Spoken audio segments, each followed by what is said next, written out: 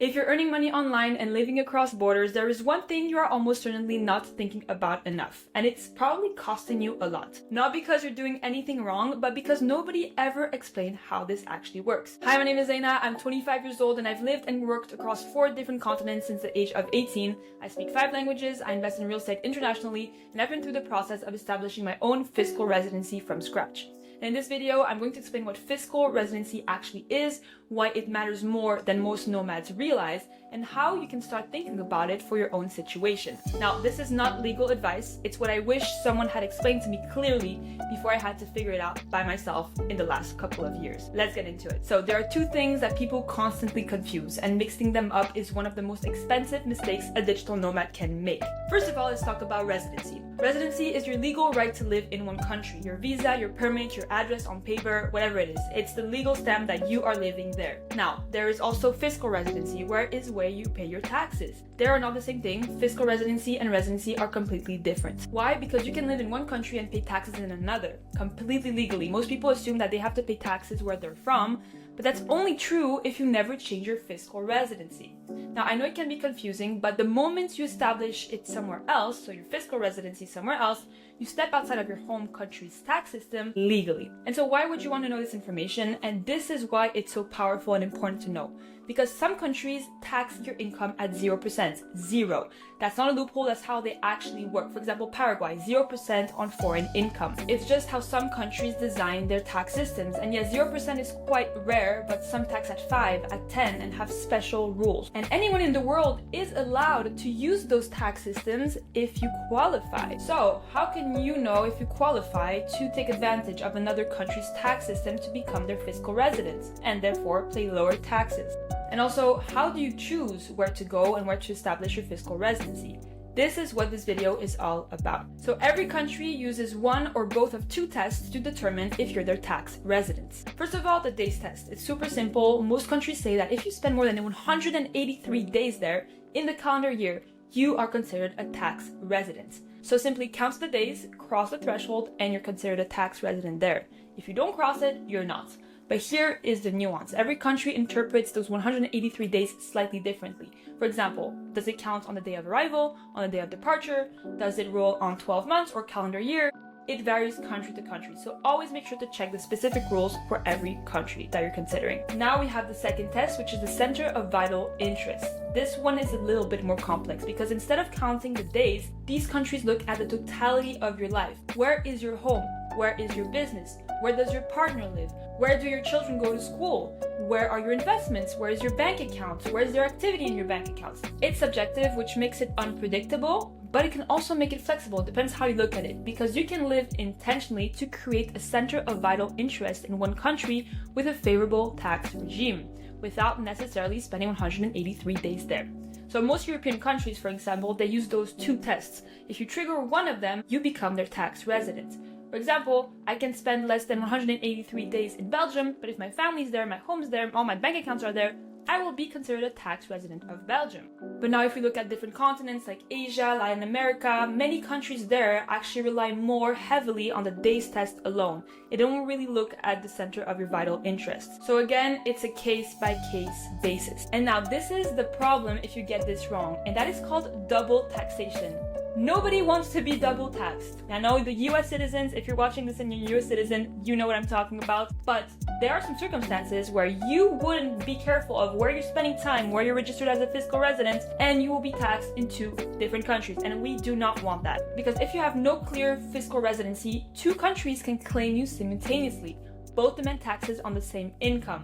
Your home country assumes that you're still their tax residents because you never officially left. You never went to your commune and said, I'm leaving, I'm not living here anymore. And the other country claims you because you triggered one of their tests without even realizing it. So that's why it's so important to know how this works if you are a digital nomad and living across different continents and countries. Because if not, it's possible that you owe taxes in 2 places. And so this is not at all theoretical. This happens to many digital nomads who assume that moving around means they don't owe taxes anywhere. So there's a solution, and it comes by, first of all, actively establishing a fiscal residency somewhere specific, so you know that you are paying taxes there. And then second, formally exit your home country's tax system. The process varies depending on where you're from. Some countries make it straightforward, others, especially in the European Union, make it very hard. They require you to prove your genuinely established ties in another country before they'll let you go. You have to prove that you're working there, that you have family there, that you have an address there. It can get very complicated. In the case of Belgium, for example, it's very, very easy. But if you take Denmark, for example, it becomes very, very hard to leave Denmark fiscally if you can't prove that you're actually moving out of the country. So make sure that you seek professional advice, work with someone who specializes in nomad taxation, in structuring this, because it can cost you thousands, if not more. For example, myself, before making any decision on how I would structure myself fiscally, I paid a 180 euro consultation for 1 hour. But it was worth every single cent. So now, how do you choose for yourself? First of all, I want to say that it depends for every single circumstance. What are your preferences in terms of geography? How do you like to live your life? Do you like having a home base or not? Are you pretty flexible or not at all? It really depends for each single person. That's why there's not a one size fits all. But here is a 3-step framework that I developed to make sure that you are guided into the right direction and you can make the best choice for yourself. Let's get into it. First of all, step 1 is lifestyle first. Before you look at any single tax rate, where do you actually want to spend your time? What climate, what culture, what community? The best tax structure in the world means nothing if you hate where you live. I mean, for example, people hate Dubai. Maybe they could move there and pay 0% tax and that's what they want. But if it's to be unhappy and hating the place where they live, why would they do that? It doesn't make sense. Money is not everything, guys. It is important, but it's not everything. So please, first thing is looking at your lifestyle. Where do you want to live? Do I want to live in the sun? Do I want to live in the cold? Do I want to live in Europe, in South America? Think about it. What I recommend is taking a pen and paper, taking a notes app, whatever you have to write down ideas, and make a little list, a short list of places you genuinely enjoy living in. It could be a country, it could be a climate, whatever comes to your mind that you know you're attracted to, just write it down. Because everything that follows filters from there. Step 2 is tax efficiency. With the list that you've written down, which countries have a favorable tax regime for someone in your situation? Which ones tax for an income at 0%, and if not at 0%, maybe 5 or 10%, or maybe they have incentives for the first year. For example, in Portugal, if you qualified, you could pay 0% taxes for the first year. Also, which ones have a straightforward residency process? Because there are a lot of strong options in the world for digital nomads right now, and some of them have a lot of advantages, but also some disadvantages. So again, it depends on a case-by-case basis, but since you already created a list of places that you're attracted to, you don't have to research every single country in the world. Also think about, can you open a bank account there? Is there a clear residency pathway? What does it actually cost and how long does it take? And I cover each one in depth with the exact process, costs, and requirements inside the Borderless Club. Now, step 3 is the practical setup. Now that you know which kind of places you want to go to, you've researched every single one of them, and you figured out which one is better for your case as a digital nomad, you have to look at the practicality of things.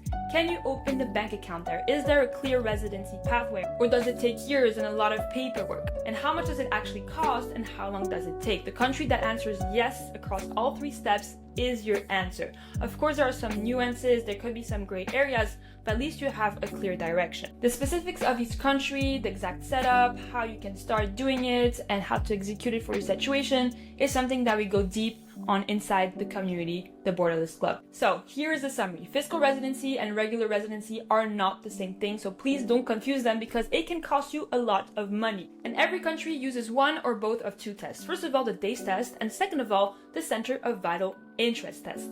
And if you have no clear fiscal residency, 2 countries can claim you at once. That's called double taxation, and that's the last thing we want to have. And so what you want to do is choose using the 3-step framework. First of all, the lifestyle first. Where do you want to live in the world? Second, which one of these places have the best tax efficiency? And third of all, the practical setup. And please, work with a professional who specializes in this. It's worth the investment.